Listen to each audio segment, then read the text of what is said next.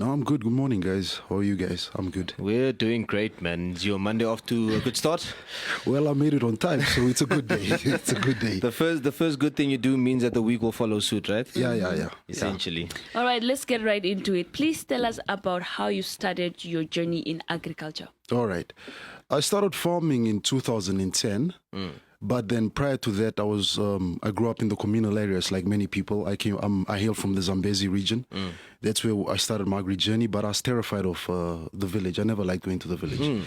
Because, as a black kid, you're sent to the village as punishment, right? Yeah. You didn't do good at school, going to your grandmother. You go work there. Being naughty, go to the village. And then you get there, then your grandparents corporate punish. It's all day working in the fields. But then with time, as I started now associating myself with some oaks, some white oaks. These guys would always tell you, bro, I went to the farm this weekend. It was fun. I did X, Y, and Z. So then from there on, I was like, man, it seems interesting, this thing. And How then, do you guys make it fun? No, they tell you stories, they were quad biking, shooting a gun and all this stuff. And you're like, it seems interesting. Yeah. And then from there on, a friend of mine invited me to his farm in the Hobabas area. And I got hooked, man. The things looked nice. It looked quite interesting. So I somehow convinced my parents, and I was like, look, guys, let's get something. Let's put some animals. There's money in this business. And I think when my dad had money, he was like, okay, let's get in there. Let's do this. Yeah. So I started in 2010 farming commercially in the Witfle area. Okay. As I say, there's your communal farm and there's your commercial farm. A commercial farmer is usually the guy who has a private farm. Indeed. Your communal guy is in our villages, wherever you farm, So that was quite fun. Did that for a good 11 years. Did beef cattle breeding. That's what I was doing. I was supplying the Witfle abattoir, supplying Agra, and also supplying Meatco, which was quite interesting. Yeah. But then the big problem that I had was that also led to me creating the YouTube channel. Because when I would go to the village, or when we have cattle that side and people sell those livestock, they get very cheap prices. So it made me sit down and ask, and I started asking, why is there so much of a difference when it comes to pricing? What's going on? Yeah. So then with that, it led me to sit down. I worked on radio, shockingly, a couple of years back. I convinced the station manager then to be like, yo, can we have an agricultural show there? So we can probably educate our communal land farmers just to improve so they can get better pricing. Yeah. We did that for a while. It did its best. And then from there on, someone told me, nah, man, YouTube is the future. Let's get on there. Let's get working. Maybe we can educate more people. Okay, we'll get to your YouTube journey soon, but I just want us to rewind a bit. And, just before you met the Oaks now, before you actually saw how farming can be interesting and fun, was there anything else that you wanted to do? Were you interested in something else? And if so, how did you weigh, then the option of going into farming versus what you wanted to do? Okay. Yeah, no, I had a lot of things. As a kid, I was a very busybody kid. Yeah. I think that's the time when, Cartoon Network was a big thing back in the day. Yeah, definitely. No, not today's one. Back in the day, many kids wanted to be scientists because you watch Dexter's Laboratory, right? So I was the kind of kid that was always busy with my hands. I used to help out with my dad fixing stuff.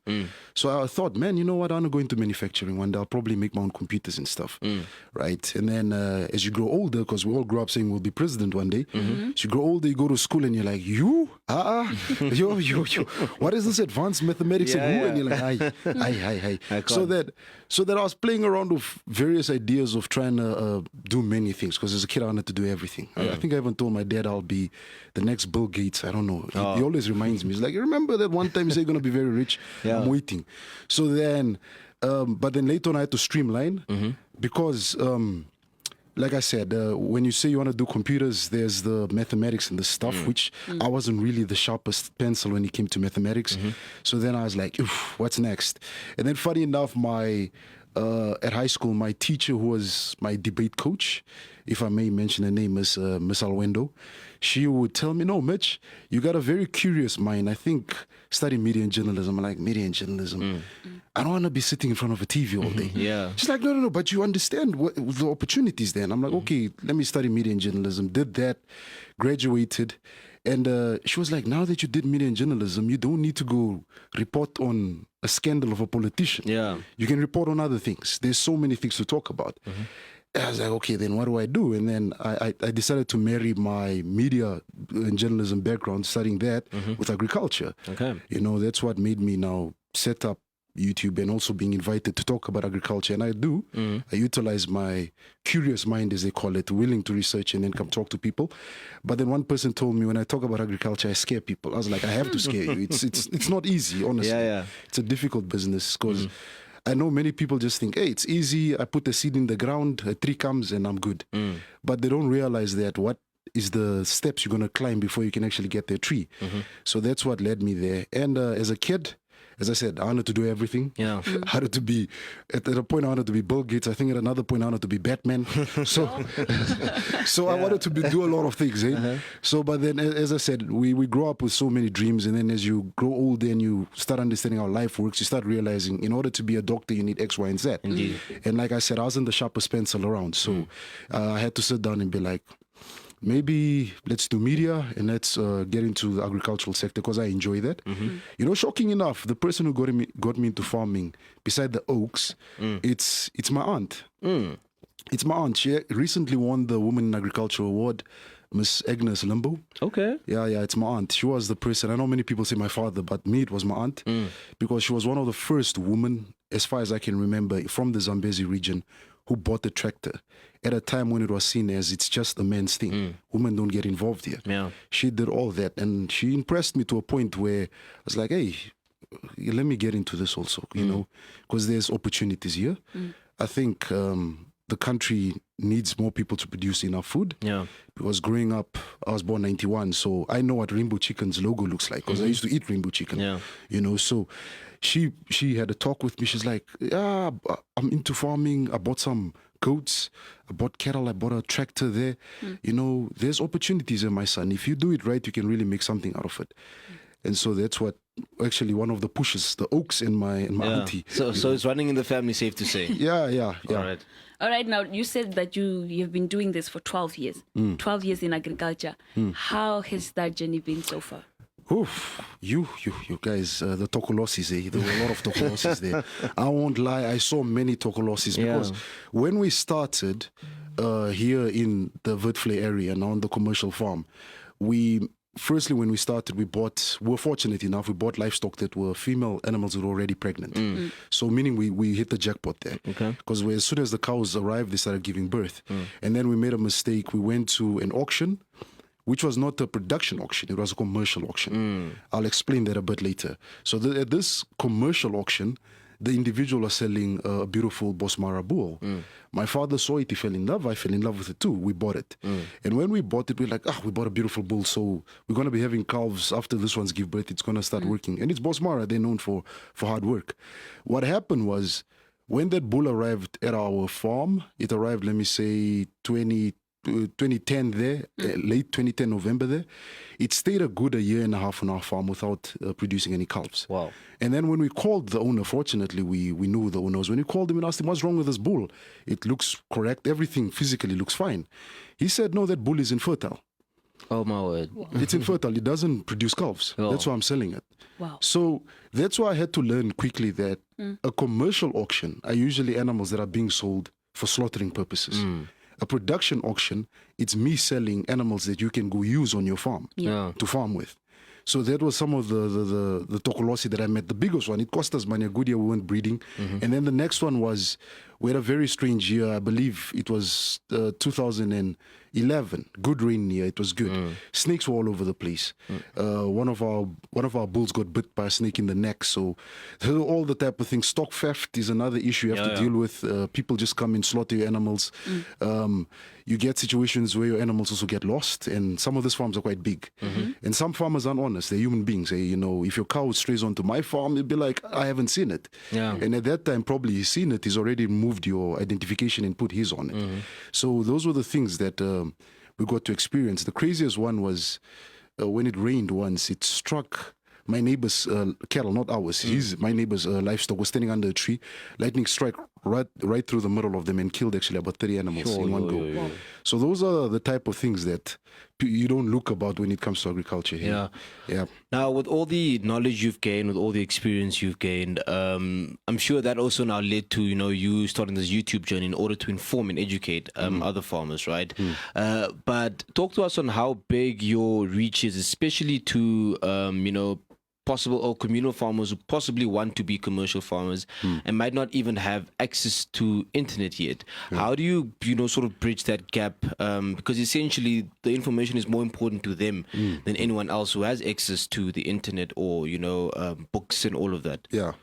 No, you're very right. Right now with the YouTube reach, it's quite narrow. It's like you said, it's the sophisticated fellows who have the internet and so forth. Yeah. I have been in talks with a couple of people to be like, radio or television, but hey, it's another conversation. Yeah. What we're trying. I am talking to people, and I'm trying to talk to some Oaks also to be like, can we create our own agri magazine or agri newsletter to get it out there and actually have it translated into the various local vernacs, because there are farmers who are probably more stronger in their local vernac than in English or Afrikaans. Yeah.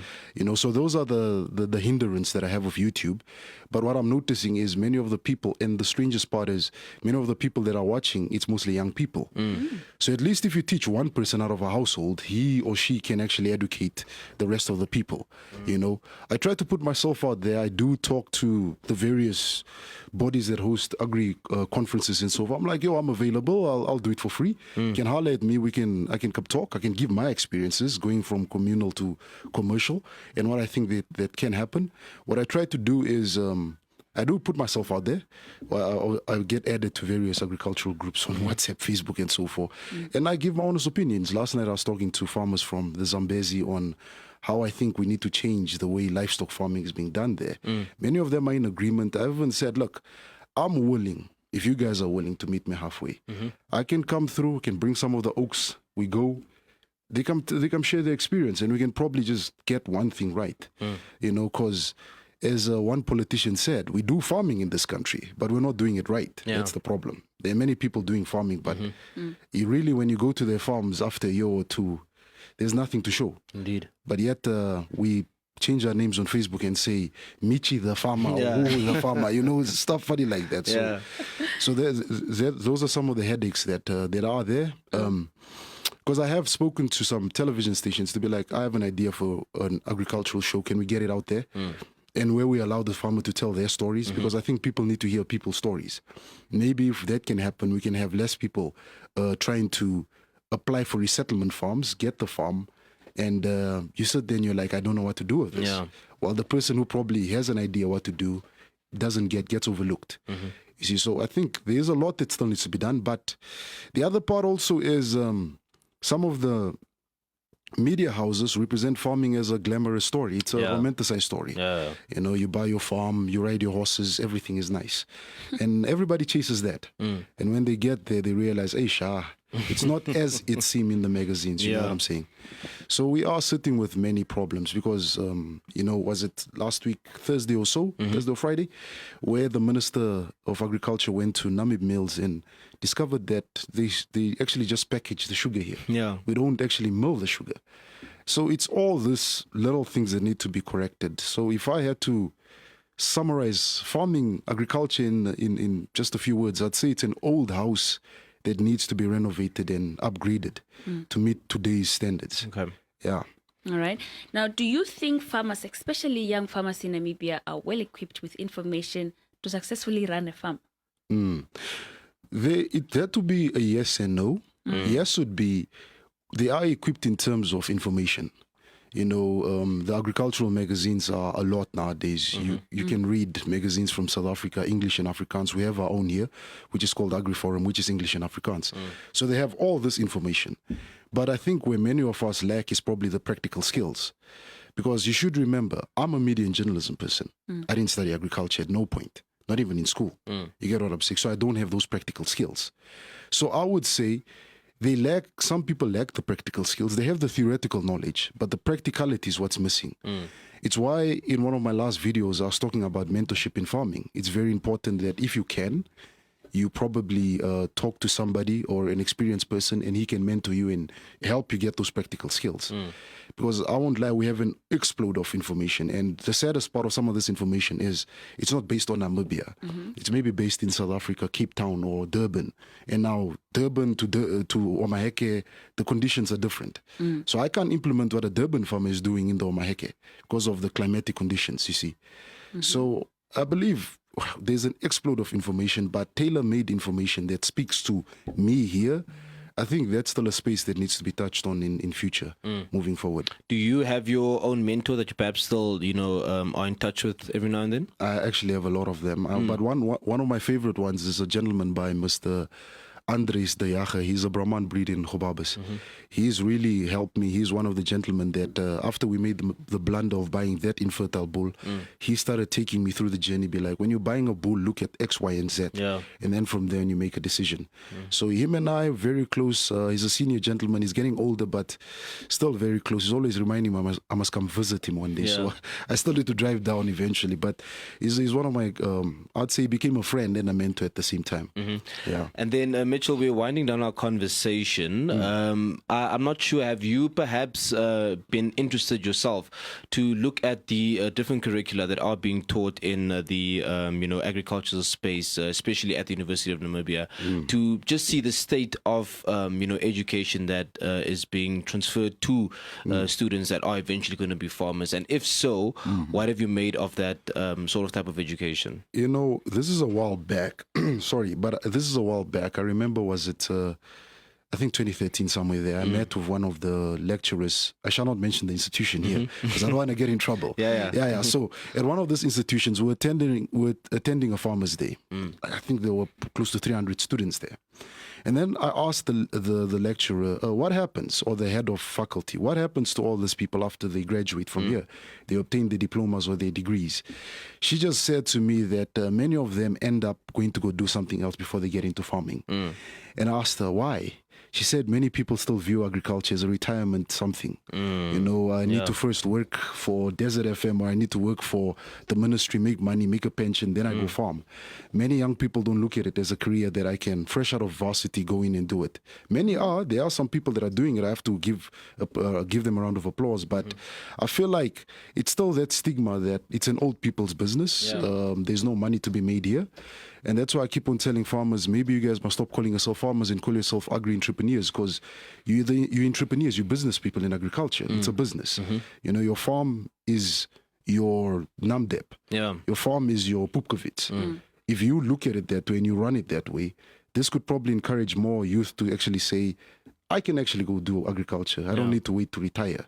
You get what I'm saying? This is why many people, like, example, my dad has a degree in agriculture, never spent that education he got in agriculture. When we decided to get back into farming, he had lost all that knowledge because he went and followed the different career paths in life.